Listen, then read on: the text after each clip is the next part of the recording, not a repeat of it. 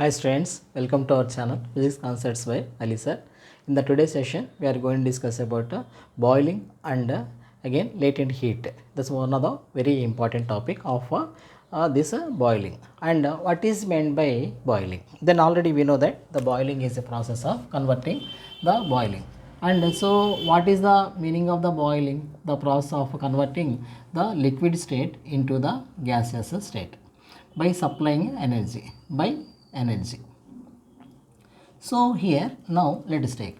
Then here now let us take any one beaker, and inside of this one now let us take water, and now let us take one thermometer, and now let us start heating this one. So here what is that? Now just start finding the temperature. And so gradually the temperature is increasing 10 degrees Celsius, next 20 degrees Celsius, next 100 degrees, now let us take 50 degrees Celsius, and afterwards 100 degrees Celsius. Okay, and then further it is not showing any variation in the temperature.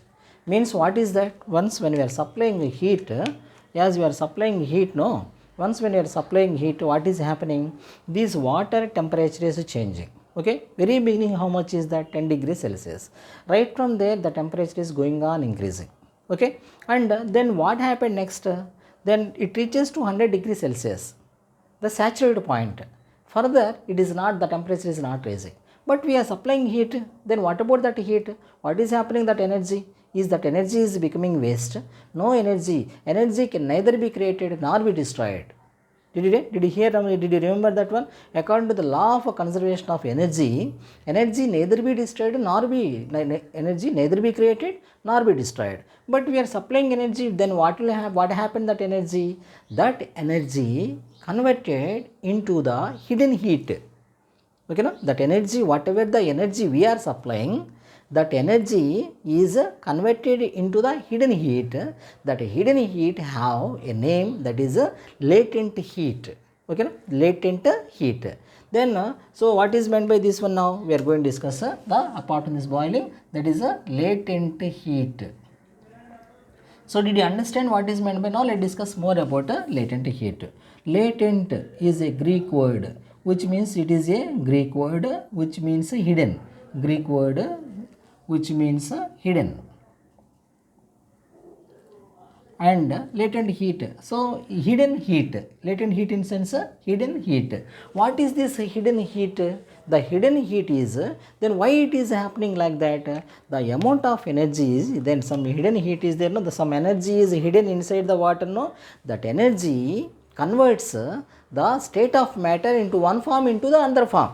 Means what is that? This is converting. Which state to which state it is converting? It is converting into the liquid state, into the gaseous state. And so this energy, whatever the energy we supplied, that latent heat we are calling as, that heat will used to convert liquid state into the gaseous state.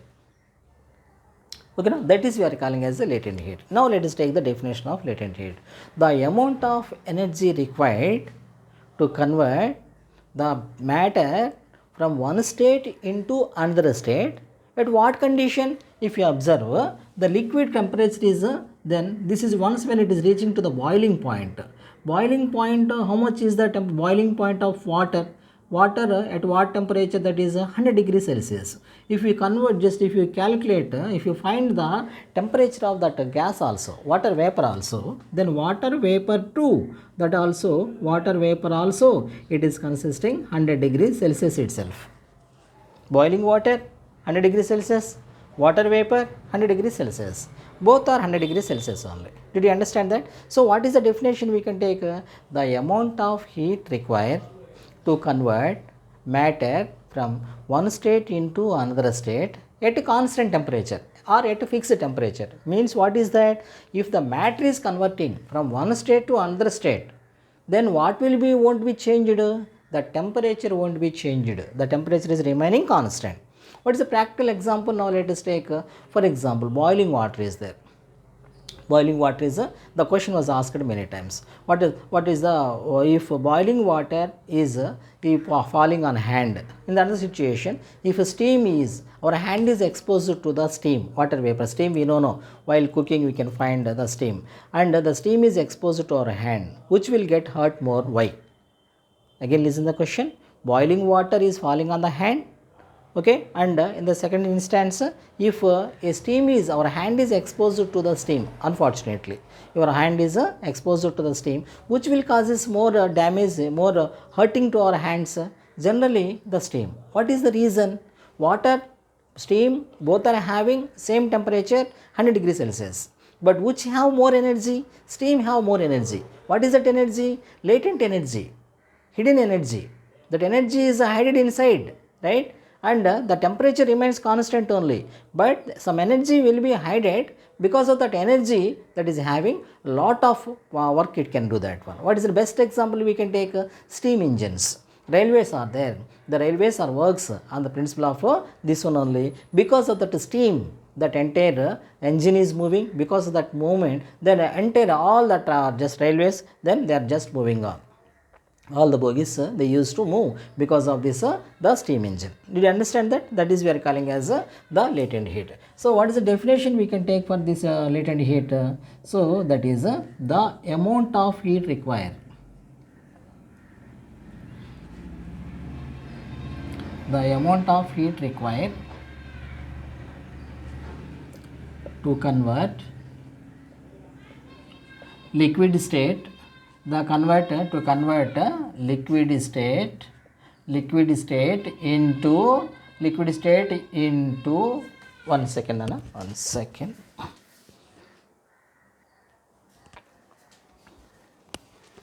Sir, Anna. And so this is the process of the amount of heat required to convert liquid state into gaseous state. Liquid state into gaseous state at a constant temperature.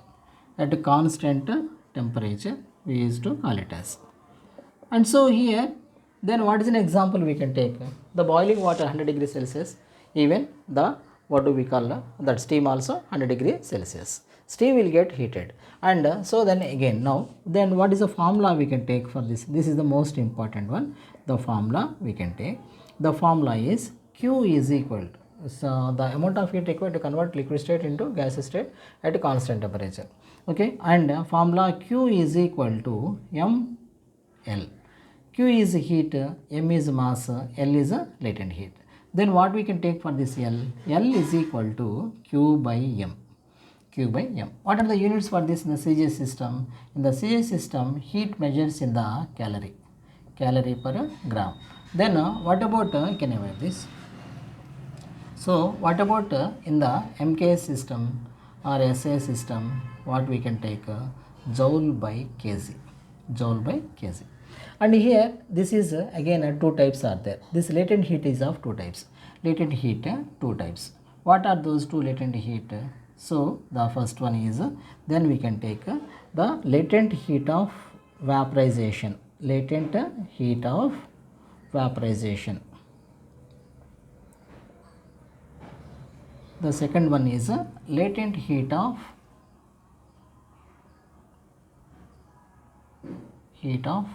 melting or latent heat of fusion. So what these two, let's discuss now. Latent heat of vaporization. What is meant by latent heat of vaporization? Vaporization means what? The process of converting liquid state into gaseous state. So this is we are calling as latent heat of vaporization. What definition we can take for this one? The amount of heat required. The amount of heat required to convert 1 unit gram substance from one state, liquid state, to the gaseous state. Listen, vaporization. The amount of heat required. The amount of heat required to convert the matter from liquid state to gaseous state. Liquid state to gaseous state at a constant temperature. At a constant temperature. That is we are calling as latent heat of vaporization. Generally, the latent heat of vaporization, this is the most important value, that is L vapor, we used to call it as L vapor, that is equal to 540 calorie per gram. So, what is meant by this 540 calorie per gram? So, 540 calories of energy is needed to convert 1 gram of water into water vapor. Okay, no? So this is what we are calling as a latent heat of vaporization. Again listen, then 540 calories of energy is needed to convert 1 gram of water, 1 gram of water into water vapor, 1 gram of water into water vapor, and this is we are calling as a latent heat of vaporization. Then what is latent heat of melting or latent heat of fission? This is a fission, we know. What is the state of that one? The state is based on this one, and solid state to liquid state, solid state to the liquid state. And what is that latent heat of melting we can take? So same definition we can take. The amount of heat required, the amount of heat required to change 1 unit mass of a substance, 1 unit mass of substance from solid state to liquid state. What is the condition? At a constant temperature, at a constant temperature. That is we are calling as a latent heat of fission. And how much is that value? This value is, then I will write here, L is equal to, this is the most important one, and so this L is equal to 80 calorie per gram, 80 calorie per gram. Then what is the meaning of latent heat of fission is 80 calorie per gram? This is very simple. The amount 80 calories of energy is needed to convert 1 gram of liquid, 1 gram of solid state into liquid state at a constant temperature, at a constant temperature. What is an example we can take? Now we can take, so I will write this one, I will write here. What is an example? So many times this question is asked in the exam. So if you suppose to take water is there, ice cubes are there. What is the temperature of ice cubes? That is 0 degree Celsius. So now let us place these ice cubes in the open atmosphere. These are the ice cubes we placed in the open atmosphere. We did not heat anything. But this after some time this ice will becomes into water. So here is, then again find the temperature of water, that to 0 degree Celsius only. Then how ice cubes converting into water? In the surrounding atmosphere, if the surrounding atmosphere heat is there, that heat is absorbed by these ice cubes, and so the water it is converting into water. Then it is absorbed heat, so it has to, the temperature has to be changed. No, the temperature did not change. Why the temperature did not change? The temperature just hidden inside the ice cubes and hidden into the water, hidden inside the water, that energy just then converting is using to convert a solid state into liquid state. Okay, now that is we are calling as a latent heat. So why it is happening? Because whatever the energy given, that energy will absorb in the ice cubes, that energy is utilized to convert the ice cubes into water. So the temperature did not rise. Did you understand that? The energy is trying to convert the state. In the meanwhile, it is not releasing outside any temperature. So the temperature is remaining constant. So the question asked many times is, then when ice melts, its temperature, how much, what is the temperature of ice cubes? 0 degree Celsius. Then once it is converting into water, what is the temperature? That too 0 degree Celsius. So what is that one? The question will be asked like this. When ice melts, what happens its temperature? When ice melts, two answers we can write. Number one is that 0 degree Celsius only. And if 0 degree Celsius not there in the options, then the remains constant. When ice melts, the temperature is remaining constant. Okay, this value as well as these two values you have to keep in mind. Okay, no? And that's all about the latent heat of vaporization, latent heat and those all things. And a small concept is there, and the last topic of this heat lesson, and that process, that is we will take. What is that one is? It's very important one. Generally, then this is now let us take this is any one iron bar which is having, let us take 10 centimeters.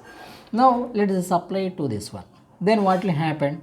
Then slightly its length will be increases slightly, a little bit. Generally, for example, I am telling you. Okay, no, immediately there. So let us take this is 11 centimeters. We supplied energy. So once when it's applying energy, then the substance shows expansion. So heating, what will happen? Heating produces expansion, isn't it? Heating expansion. Now let us take another situation. Now let us take the same, the 10 this time now let us take 5 centimeters one iron bar, and so now let us keep in the fridge. The means what we are doing, we are cooling. then what will happen in this one, and now this will becomes into, and actual length will be 5 centimeters, that will be reduced to nearly some 4.5 centimeters. For example, now let us take by cooling. What we are doing, this one is we are cooling. So generally matter shows a contraction by cooling, okay, no? And cooling produces a contraction. So contraction. So what did you understand that? Two things. Matter shows expansion by heating. Okay, no? Matter shows a expansion by heating. Matter shows a contraction by cooling. Matter shows a contraction by cooling. But here water behaves in reverse. Water shows expansion by cooling. This is one of the very important one. So this is the statement, very important statement, that is water contracts by